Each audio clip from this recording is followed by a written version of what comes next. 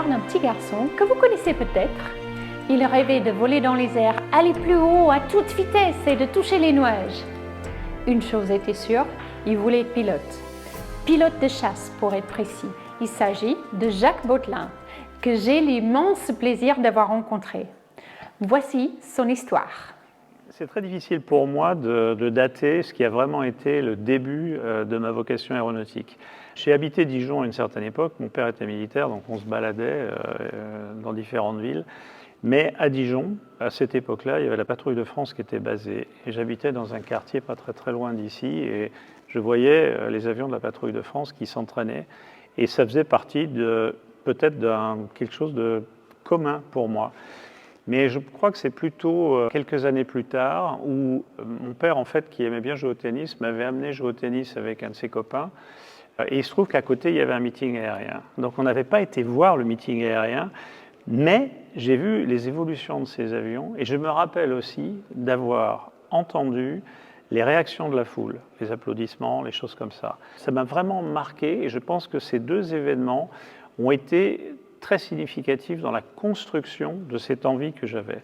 Mais le problème, c'est que, en fait, on s'est aperçu très rapidement que j'avais pas une vue parfaite.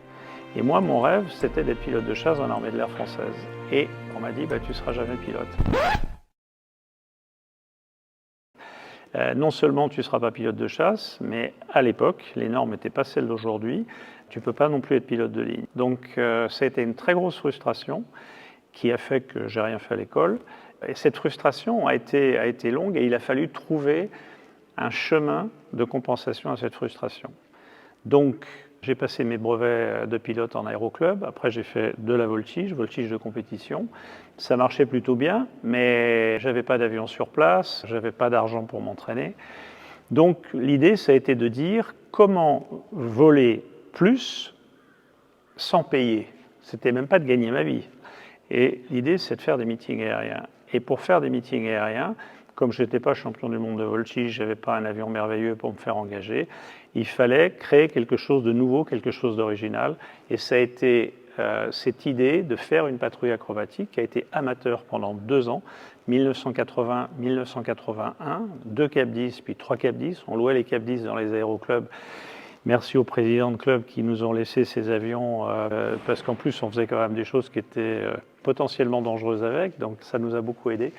Et puis après, j'ai professionnalisé la démarche en recherchant un sponsor, en recherchant un fabricant d'avions, et j'ai eu la chance que, donc, en 1982, un sponsor, Martini, et un fabricant d'avions, CI Marchetti, disent oui au même moment, et ça a été le début de cette aventure professionnelle qui a duré pendant 9 ans sous les couleurs de Martini et initialement avec des avions CI Marchetti SF-260 qu'on a eu le bonheur de voir vivre sur la chaîne de montage à l'usine et d'avoir nos beaux avions tout neufs. Et au bout de 5 ans, je suis donc passé du CI Marchetti 260 au PC-7, au Pilatus, qui était un avion qui ressemblait beaucoup plus à ce qu'étaient mes fantasmes de gamin en matière d'aviation. Ça se rapprochait plus du monde de l'aviation militaire et ce qui a fait l'arrêt de la collaboration avec Martini, c'est une nouvelle réglementation sur la loi E20 sur l'interdiction de publicité des boissons alcoolisées. Et j'ai eu la chance de très rapidement trouver un nouveau sponsor qui a été ECO, qui est devenu ADECO. On a travaillé 8 ans avec eux. Et donc, société de travail temporaire, un domaine d'activité complètement différent. Et puis après, 3 ans sans sponsor qui ont été très compliqués, j'ai compris qu'il fallait que mon produit évolue. C'est-à-dire que les Pilatus PC-7 que j'avais fait voler sous les couleurs de Martini, sous les couleurs d'ECO, sous les couleurs d'ADECO, pour moi, c'était un excellent avion et le produit était très bon. Et comme ça se trouve avec des équipes de foot, des équipes de vélo, des équipes de n'importe quoi, je pensais que j'arriverais à retrouver un sponsor qui me permette de continuer ces opérations. En fait, ça avait été trop vu et revu, et donc j'ai compris qu'il fallait que la patrouille évolue, et c'est là où j'ai eu l'idée d'investir dans les jets, et ça a complètement changé l'image, et ça m'a immédiatement apporté un sponsor, mais un sponsor qui ne m'a pas payé. Et donc, ça a été effectivement une situation de crise, parce que j'avais investi dans les jets, et puis j'ai été voir les gens de Breitling que je connaissais, et je leur dis, voilà, j'ai cette patrouille de jets, et le vrai budget, c'est ça. Je vous demande ça, c'est juste pour vous montrer l'échantillon, parce que je n'ai pas l'argent pour faire la saison. Et ils m'ont dit, bon, bah, ok, on y va. Et puis à la fin de la saison, on a rajouté un avion. Et puis ça a été le début d'une merveilleuse aventure. Vous dites avoir ajouté un avion, alors il y en avait combien en tout? Alors la patrouille avec Breitling, c'était 7 avions en démonstration. On avait 9 jets qui n'étaient pas en couleur de Breitling. Sur les tournées américaines en 2015-2016, on voyageait à 8 avions pour avoir un avion spare et surtout pour pouvoir faire des photos sur les endroits iconiques qu'on a pu survoler, et Dieu sait si on a survolé des belles choses. C'était pareil pour l'Asie, 8 avions, et puis aux États-Unis, on avait un 9e avion qui était en cas de panne ou d'indisponibilité longue pour garantir la disponibilité à 8. Et ça, c'est quelque chose qui a été tout à fait unique. D'abord, le fait d'exploiter une patrouille acrobatique de jet avec 7 avions en démonstration qui se promènent partout autour du monde, parce qu'on a fait la Chine, on a fait tout le sud-est asiatique, on a fait le Moyen-Orient, on a fait les États-Unis, le Canada. Et donc ça, c'est déjà quelque chose d'unique, mais on avait un avion de soutien qui était un Metroliner, on avait toute une structure très professionnalisée. Et c'est ce qui vraiment fait la particularité de cette aventure, c'est que dans l'équipe, tout le monde était professionnel, pilote, mécanicien. On avait des gens pour faire des photos, pour faire de la vidéo qui nous accompagnaient. Et tout ça, c'était une structure professionnalisée. Ça n'a jamais existé nulle part dans le monde d'avoir une telle structure tout à fait comparable et reconnue comme étant l'équivalent des patrouilles nationales. Bien évidemment, avec des moyens plus limités, mais avec un résultat en matière de qualité de spectacle, en matière de rayonnement, qui était tout à fait comparable. Vous parlez des pilotes, il y avait combien de pilotes? Alors, on était en fait 8 ou 9 pilotes selon les époques, pilotes convoyeurs pour le 8e avion. On a un métier où on est très spécialisé, ça veut dire qu'on ne peut pas se remplacer sans avoir un réentraînement préalable. Donc c'est très compliqué d'avoir un ou deux pilotes qui changeraient de place à l'intérieur de la patrouille. D'où la nécessité d'avoir des gens qui étaient complètement dédiés à l'activité de la patrouille, disponibles. La plupart des gens étaient là depuis le début, depuis la création de la patrouille. Après, avec l'augmentation du nombre d'avions, parce qu'on a démarré à 4 avions au départ, après 5, après 6, après 7, donc chaque fois on a rajouté des gens, mais on n'a pas eu de départ volontaire, de gens qui venaient là 2 ans, 3 ans et qui partaient après. On partage des choses majeures avec les équipiers en matière de sécurité, bien évidemment. Il faut partager aussi l'ambition du travail bien fait. Comme je dis très souvent, les qualités qu'on cherche sont celles d'un musicien d'orchestre symphonique. On joue la partition, on est discipliné et l'objectif c'est le travail collectif, c'est le travail commun. C'est pas la mise en évidence de l'un ou l'autre dans l'équipe. C'est vraiment très important d'avoir cet esprit de discipline. Je pense qu'on a eu la chance d'avoir un cadre d'exploitation professionnelle tellement unique que les gens étaient très attachés effectivement à cette patrouille. Vous dites les équipes, on ne peut pas changer d'un pilote à l'autre comme ça. Oui. Qu'est-ce qui se passe quand il y en a un qui est malade? Alors ça nous est arrivé assez rarement, mais d'avoir un avion en moins. En fait, on laisse un trou dans l'information. C'est-à-dire qu'on garde nos repères, mais on laisse un trou dans l'information. On ne peut pas inventer, réinventer, improviser. Donc ça fait des formations éventuellement un peu dissymétriques, mais je pense que ça, de mémoire, ça nous est arrivé 3 fois en 17 ans. Donc c'est très peu. Et comment est-ce que le chef d'orchestre construit une chorégraphie de patrouille acrobatique?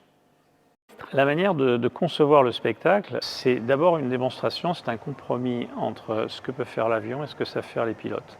C'est-à-dire que ce n'est pas la peine de vouloir faire des évolutions comme pourrait le faire un Rafale avec un L-39, on n'a pas la puissance pour ça. Et puis, il y a une question effectivement de maîtrise technique et d'ambition technique réaliste pour l'équipe. Qu'est-ce que ça veut dire? Ça veut dire que moi, je préfère un show qui passe à 100% sans avoir à faire un exploit à chaque fois, qui se fasse en sécurité, et plutôt que d'avoir quelque chose de très ambitieux, où une fois sur deux, il y a un avion qui recule de 10 mètres et où c'est pas homogène. Très souvent, il y a des gens, malheureusement, dans le monde du meeting aérien, qui disent de toute façon, les spectateurs, ils n'y connaissent rien, donc qu'on fasse n'importe quoi. Voilà. Moi, je ne suis pas du tout d'accord avec ça.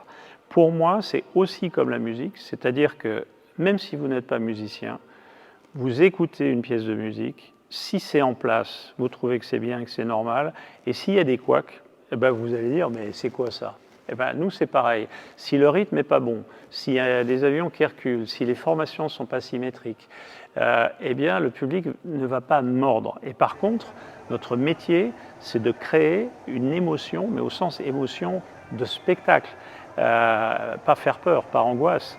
Et pour ça, on utilise effectivement le rythme. Nous, dans notre démonstration, je voulais qu'il y ait quelque chose qui se passe toutes les 10 secondes maximum devant le public. Après, c'est l'esthétique et la symétrie des formations, soulignée par le fumigène, avec un environnement musical, parce que ça fait partie des perceptions sensorielles qu'on peut ressentir et avoir, et c'est une manière aussi de profiter du fait que nos avions ne sont pas très bruyants. Donc ça veut dire qu'avec un bon système de sono, on pouvait vraiment se baigner dans une atmosphère musicale. Et puis les flares à la fin pour le bouquet final et des choses comme ça. Et c'est toute cette construction qui fait que, encore une fois, même un public qui est un public néophyte accroche et devient fan en dehors de la communauté aéronautique. Et si on ne respecte pas le public, on n'est pas considéré par le public, c'est clair. Donc, 40 ans leader de patrouille acrobatique avec à peu près 3000 démonstrations dans 40 pays. À mon avis, vous tenez le record du nombre de démonstrations en vol acrobatique dans le monde. En tout cas, en tant que leader de patrouille, c'est sûr. Un énorme merci d'avoir partagé votre histoire avec nous, Jacques. Je vous laisse le dernier mot en conclusion. La conclusion, c'est dire que la frustration est très loin derrière moi. Ah ouais. Et voilà, j'espère que l'histoire de Jacques Bottelin vous a plu.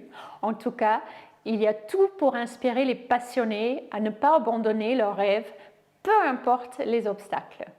Si vous souhaitez revoir les différents meetings aériens en plus de détails, allez voir la chaîne de Mark's Best Air Show Videos.